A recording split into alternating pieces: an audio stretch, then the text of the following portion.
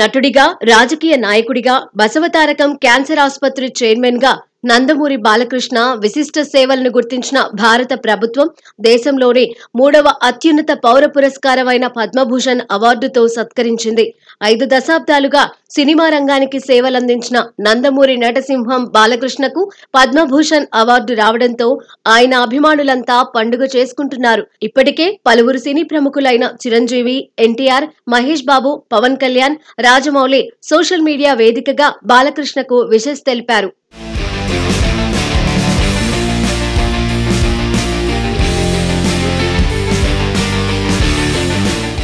నటుడిగా, రాజకీయ నాయకుడిగా ఆయన సేవలను వీరంతా ప్రశంసించారు. తాతమ్మ కళ చిత్రంలో ఎన్టీఆర్ నటవారసుడిగా ఎంట్రీ ఇచ్చిన బాలకృష్ణ రీసెంట్ గా డాకు మహారాజ్ తో నటుడిగా 109 చిత్రాలను పూర్తి చేసుకున్నారు. ప్రస్తుతం అఖండ 2 చిత్రంతో బిజీగా ఉన్నాడు. వరుస ఫ్లాప్ల తర్వాత అఖండ చిత్రంతో సెకండ్ ఇన్నింగ్స్ మొదలు పెట్టాడు బాలయ్య.